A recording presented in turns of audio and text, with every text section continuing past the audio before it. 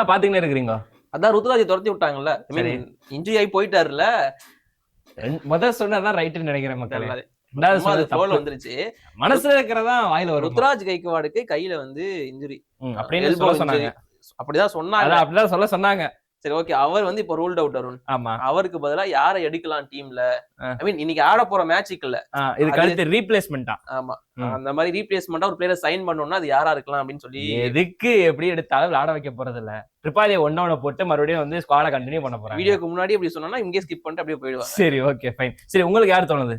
இல்ல ஃபர்ஸ்ட் நீ சொல்லிடு, நான் ஒரு ஆப்ஷன்ஸ் எடுத்து வச்சிருக்கேன். சரி ஓகே, நம்ம வெப்சைட் எல்லாம் போட்டிருக்காங்க, அதெல்லாம் பார்த்துட்டு.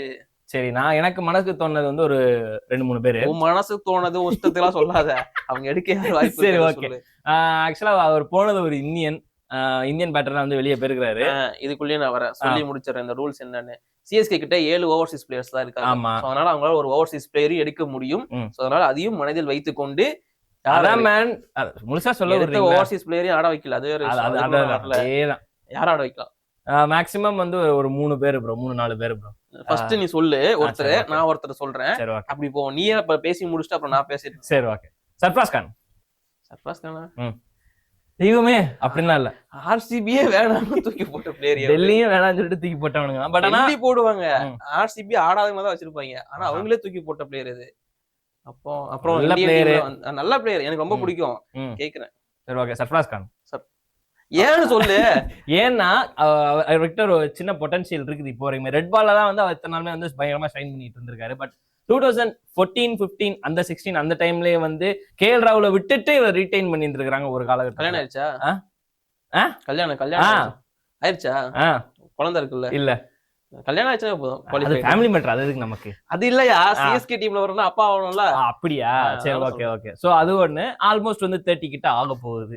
அதுவும் ஒண்ணு. Age criteria does matter. And அது இன்னொன்னு வந்து ஒரு ரைட் ஹேண்டர் பேட்டரே முக்கியமா மிடில் ஆர்டர்ல பக்காவா சூட் ஆவாப்ல. சோ அதனாலே வந்து மேபி சர்ஃப்ராஸ் கான் இன்னொரு எக்ஸ்ட்ரா குவாலிட்டி கூட இருக்கு. என்னது? பின்னாடி மட்டும் தான் அடிப்பாரு, அதை ஆட் பண்ணிக்கலாம்ல. சர்ஃப்ராஸ் கான் எனக்கு வரது வாய்ப்பு இல்லையோன்னு தோணுது. சரி ஓகே. சோ என்னோட ஃபர்ஸ்ட் சாய்ஸ் வந்து இவங்களை கண்டிப்பா எடுக்க வாய்ப்பு இருக்கு அப்படிங்கும்போது வந்து ஆயுஷ் மாத்ரி. ஓகே, அதாவது கேள்விப்பட்ட பேர் மாதிரி இருக்காங்க. ஒன்னும் இல்ல, கேம்ப்ல தான் இருக்காரு. சென்னை டீம் கூட தான் சுத்திட்டு இருக்காரு இந்த ஆயுஷ் மாத்ரியா. இவர் யாருன்னு பாத்தீங்கன்னா மும்பை டீமோட ஓபனர் டொமஸ்டிக்ல. சரி. சோ செம்ம ரெக்கார்ட் வச்சிருக்காரு. ரீசெண்டா வந்து நம்ம ருத்ராஜ் டீமுக்கு எதிராக 176 அடிச்சிருக்காரு. சோ அதனால ருத்ராஜ் அனுப்பிட்டு இப்ப இவர் எடுக்க அந்த இடத்துக்கு வாய்ப்பு இருக்கு. நல்ல ஓபனர், யங்ஸ்டர்.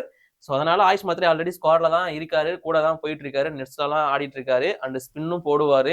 இந்த மாதிரி நிறைய விஷயங்கள் இருக்கு அப்படிங்கும் போது சோ ஆயுஷ் மாத்ரி தான் ஒரு ஃபர்ஸ்ட் ப்ரிஃபரன்ஸா இருக்குமோன்னு தோணுது. ஓகே. அந்த ஆல்ரெடி யங்ஸ்டர் ஆண்ட்ரே சித்தார்த் ஒருத்தர் இருந்தாரு, அவர் என்னது? ஆண்ட்ரே சித்தார்த், ஷேக் ரஷீத், வன்ஷ்பேடி எல்லாரும் இருக்காங்க. எல்லாரும் இருக்காங்க. சரி, அவங்களும் பேக்கப்ஸ். வன்ஷ்பேடி வந்து தோனியோட பேக்கப். சரி. ஷேக் ரஷீத் வந்து யாருக்கோ பேக்கப் எடுத்து வச்சிருக்காங்க மக்களே, அவ்வளவுதான். சரி, எனக்கு அடுத்து ஒரு 2 ஃபாரினர் தோன்றாங்க. முதல் வந்து நம்ம கிரிக்கெட் உலகத்தோட சிவசாமி, கேன் வில்லியம்சன். ஏதாச்சும் எல்லா கிரிட்டீரியாவும் கொண்ட ஒரே ஒரு ஆள் எங்க வில்லியம்சன் மட்டும்தான். அவர் கமெண்ட்ரியில பிஸியா இருக்காரு. இருந்துட்டு போது கூப்பிடுங்க.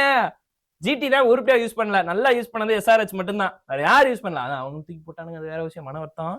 பட் இருந்தாலுமே சிஎஸ்கேக்கு வந்தா மஜாவா இருக்கும். ஆனா ஆல்ரெடி சிஎஸ்கே இன்டென்ட் இல்ல, ஸ்லோவா ஆடிட்டு இருக்குன்னு தான் கம்ப்ளைண்ட். கேன் வில்லியம்சன் இன்னிங்ஸ் எப்படி அதாவது நீங்க மத்த இன்னிங்ஸை கம்பேர் பண்ணிட்டு நீங்க சிவசாமி கூட கம்பேர் பண்றீங்களா? நான் சொல்றேன், கேன் வில்லியம்சனோட பேட்டிங்கும் அதே மாதிரி ஃப்ளோவா கொண்டு போறவர் தான். அவரும் எக்ஸ்ப்ளோசிவா 6-4 அடிக்கிற ஆள் கிடையாது. அந்த இடத்துல உங்களுக்கு அந்த மாதிரி ஆள் தானே சார் தேவை. நீங்க ரெய்னா மாதிரி ஒரு ஆள் தான் வேணும்னு நினைச்சீங்கன்னா ரெய்னாவை தான் இறக்கணும். ஆல்ரெடி டீம்ல பிளேயர்ஸ் எல்லாருமே அப்படிதான் இருக்காங்க. சரி, கேன் வில்லியம்சன் திரும்ப அதே மாதிரி எடுத்து ஃபிக்ஸ் பண்ணுமா அப்படிங்கிற ஒரு டவுட் இருக்கு. நீங்க ரெய்னா சொன்னல, ரெய்னா இருந்தப்போ டாப் ஆர்டர்ல வந்து எக்ஸ்ப்ளோசிவான பேட்டர்ஸ் தான் இருந்தாங்க. அதையும் நான் சொல்லிக்கிறேன். அதனால தெரியல கேன் வாய்ப்பு இருக்குமானு. சரி ஓகே. உங்களுக்கு வேற யாரு? சல்மான் நிசார்னு சொல்லிட்டு கேரளாவில் வந்து கேரளா டொமஸ்டிக்ல நல்ல ரெக்கார்டு வச்சிருக்கிற ஒரு பிளேயர் ஃப்ரம் சவுத். கேரளா. சரி, மொத்த ஆளா ரிஜெக்ட் பண்றதே அவராதான் வரும், பாத்துங்க. சல்மான் நிசாருக்கு வாய்ப்பு இருக்குன்னு சொல்லப்படுது. ஏன்னா அவருமே சிஎஸ்கேவோட ஸ்கவுட்டிங்ல இருந்தாரு, அண்ட் அவருமே ட்ரையல்ஸ் அட்டெண்ட் பண்ணதா சொல்றாங்க இன் சிஎஸ்கே. சோ சல்மான் நிசார் இப்போ ரீசெண்டா கேரளா அந்த 1 ரன்ல 2 ரன்ல ஜெயிச்சாங்க. அதுக்காக முக்கியமான காரணம் இந்த சல்மான் நிசார்ங்கிற ஆல்ரவுண்டர் தான். சோ அவர் ஒரு வாய்ப்பு இருக்கும் அப்படிங்கிற மாதிரி எக்ஸ்பெக்டேஷன் இப்போதைக்கு போயிட்டு இருக்கு. ஓகே, சரி ஓகே. என்னோட அடுத்ததா ஒரு ஆள் பாத்தீங்கன்னா ரசி வேண்டர்டசன். ரசி வேண்டர்டசன் அவர் அன்சோல்டா? கன்ஃபார்மா? ஓகே.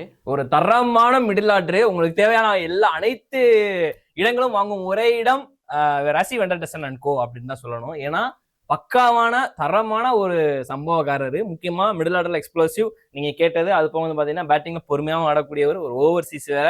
அண்ட் அது மட்டும் இல்லாம இன்னொன்னு 1 down 2 down ரெண்டுலையுமே வந்து ஸ்ட்ராங்கான ஒரு ஆளு. நீங்க அதே ஏஜ் கிரிட்டீரியா கேக்குறீங்க, அதே ஏஜோட தான் இருக்கிறப்ப மனுஷன். He is a parent. ஆனா இதுக்கு மேல என்ன வேணும் தெரியல, என்ன வேணும்னு சொல்லிட்டு. இன்னொரு பிளேயர் வந்து எனக்கு ஆப்ஷன் இருக்கு. யாரு? பிருத்வி ஷா. வாட்? ஆனா போக மாட்டாங்கன்னு அதுவும் தோணுது. கண்டிப்பா போக மாட்டாங்க. ஏன்னா பிருத்வி ஷா வந்து ஃபிட்னஸ் ரொம்ப பிரச்சனை. அண்ட் அவரோட சொல்லுங்க அதான் மெயின் மேட்டர். ஒழுக்க விதி காரணமா தான் டீம்ல இருந்து ஒதுக்கப்பட்டுட்டே இருந்தாரு. இங்க வந்து தீபக் கூட ஒரு கேட்ச் விட்டதுக்கே அடுத்த மேட்ச் எடுக்கல. அங்க ஒழுக்கமே இல்ல அப்படின்னு இருக்கிறப்போ சொல்றது சிஎஸ்கே டீம்ல கேட்ச் விட்டதுக்கு டீம்ல ஆடக்கூடாதுன்னா யாருமே ஆடக்கூடாது சொல்றேன். சோ அப்படி இருக்கிறப்ப பிருத்வி ஷா தெரியல, பிருத்வி ஷா தான் எடுக்க வாய்ப்பு இருக்கு நிறைய பேர் பேசிட்டு இருக்காங்க. பட் என்ன பொறுத்த வரைக்கும் ஃபிட்னஸ் ரொம்ப முக்கியம், தோனிக்கு ஃபீல்டிங் ரொம்ப முக்கியம். இதுவே தலைவனுக்கு வராது. சோ அதனால டிசிப்ளினும் ரொம்ப முக்கியம், அதுவும் கிடையாதுன்னு நினைக்கிறேன். அதனால கொஞ்சம் கஷ்டம் தான் பிருத்வி ஷாவோட பொசிஷன். சரி ப்ரோ, எனக்கு கடைசியா லாஸ்டா இருக்கிற ஆப்ஷன் வந்து டேவிட் வார்னர். ஓகே, என்ன திடீர்னு ஒரு ஆச்சரியம் சந்தோஷம்? டேவிட் வார்னர் பிடிக்கும். ஏன்னா ஹைதராபாத் படம் நடிக்க போயிட்டாரு, இருந்தாலும் கூப்பிட்டா வரமாட்டாரு. அதுவும் தோனி கீழே 3 கோடி கேட்கிறாரு, எப்படி கொடுப்பீங்க? இருந்துட்டு போது இங்க ஒரு சீசனுக்கு வந்து ருத்ராஜ் எவ்வளவு கோடி வாங்குறாப்ல, அதுல ஒரு பாதியை கொடுப்போம், அவ்வளவுதான். ஓகே, அதான் அந்த சொல்லிடுறேன். ருத்ராஜோட அந்த பேஸ் பிரைஸ் இதெல்லாம் இருக்குல்ல, அதெல்லாம் பேஸ் பண்ணி தான் பிளேயர்ஸ் அவங்களால எடுக்க முடியும். லோன்லாம் கிடையாது. ஏன்னா லோன் முறையில மேபி எடுக்கலாம் பிளேயர்ஸ், அதுக்கு வாய்ப்பு இருக்கு. பட் அது ரீப்ளேஸ்மெண்ட் எடுக்கலாமே. அப்படி இருக்கும்போது ஃபுட்பால் ஞாபகம் வந்துருச்சு. லோன் இருக்கு, லோன் ஆப்ஷன் இருக்கு இப்போ ஐபிஎல்ல.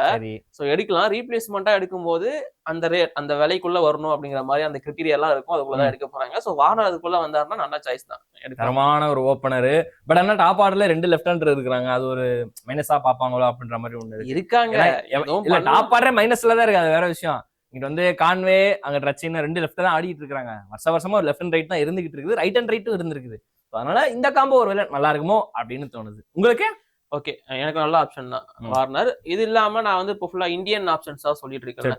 ஓவர்சீஸ்குள்ள வரணும் அப்படின்னா எனக்கு 2 ஆப்ஷன் இருக்கு. ஒன்னு வந்து டிவால் பிரேவிஸ், குட்டி ஏபிடி. நீ கூட ஆசைப்பட்ட மும்பை இந்தியன்ஸ் எடுக்கலாம், இல்ல ஆர்சிபி எடுக்கலாம் அப்படிங்கிற மாதிரி ஆசைப்பட்ட. அது சிஎஸ்கேக்கே வரதுக்கு வாய்ப்பு அதிகமா இருக்கு. சோ டெவால் பிரேவிஸ், ஆனா அவர் ஆல்ரெடி ஜேஎஸ்கேலயுமே ஆடல, எம்ஐ கேப்டனுக்காக ஆடிட்டு இருக்காரு. ஜேஎஸ்கேக்கு ஆடுறவர் உனக்கு வேணும் அப்படின்னா ஜானி பேர்ஸ்டோ அவைலபிள் சொல்லிக்கிறேன். இது ஒரு ஆப்ஷன் இருக்கு. டிப்ளாயின் ஒருத்தர் இருக்காரு, அவர் அவைலபிள். இது இல்லாம ப்ரோட்டோரியஸ் அப்படின்னு சொல்லிட்டு அந்த யங்ஸ்டர் 19 வயசு பையன். அந்த ப்ரோட்டோரியஸ் அதான் அவர் ஆல்ரெடி நம்ம சென்னைக்கு ஆடி இருக்காரு அப்படி கொஞ்ச நேரத்துல யோசிச்சேன். சவுத் ஆப்பிரிக்கன் யங்ஸ்டர் ப்ரோட்டோரியஸ் அப்படின்னு சொல்லிட்டு ஒரு பிளேயர். சோ அவருமே ஒரு ஆப்ஷன் இருக்காரு. இந்த மாதிரி பல ஆப்ஷன்ஸ் இப்போதைக்கு அவைலபிளா இருக்கு. இது இல்லாம இன்னும் இந்தியன் டேலண்ட்ஸ் அப்படின்னு பார்க்கும்போது மயங்க் அகர்வால் லிஸ்ட்ல இருக்காரு. மயங்க் அகர்வாலும் அன்சோல்டான ஒரு பிளேயர் தான். மயங்க் அகர்வாலோட பேருமே இப்போதைக்கு அடிபட்டு இருக்கு. அவரால் இன்டர்ன் காட்ட முடியும். நீங்க சொன்ன மாதிரி எல்லா கிட்டயும் 30 வயசுக்கு மேல ஆயிருச்சு.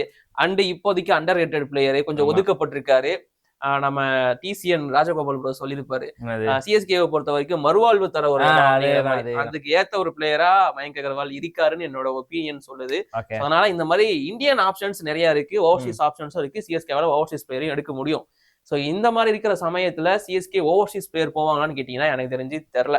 ஏன்னா இருக்கிற ஓவர்சீஸ் பிளேயர்ஸ் அவங்க யூஸ் பண்ணல. சாம் கரனை தூக்கி மேல போட்டு அப்படி ஒரு சாய்ஸ் கூட இப்ப கிரியேட் பண்ணலாம். தெரியல எப்படி பண்ண போறாங்க. ருத்ராஜ் பதிலா யார் ஆட போறாங்க, இது வந்து அந்த சிஎஸ்கே கேகேஆர் மேட்சுக்கு முன்னாடி நாங்க பேசிட்டு இருக்கோம். சோ அதையும் உங்ககிட்ட கன்ஃபார்ம் பண்ணிக்கிறோம். சோ இதெல்லாம் இருக்கும்போது ஒரு இந்தியன் பிளேயருக்கு போவாங்க அப்படின்னு தோணுது. பட் அவர் மேக்சிமம் பேக்கப்பா போறோம் தான் எனக்கு தோணுது. அதான் சொன்னேன், ராகுல் திரிபாதி உள்ள போட்டு ஆடிட்டு இதெல்லாம் சுத்தி பார்க்கும்போது ஆயுஷ் மாத்ரே தான் ஒரே ஒரு ஆப்ஷன். வெயிட் பண்ணி பார்ப்போம், அபிஷியல் அப்டேட் வரட்டும். அவர் லைஃப் போட்டு கெடுத்துக்கினே நீ சேப்பா கிளம்புறல கிளம்பு, நான் பேசிக்கிறேன். சரி முடிச்சு விடுங்க, அவ்வளவுதான் முடிஞ்சிச்சு.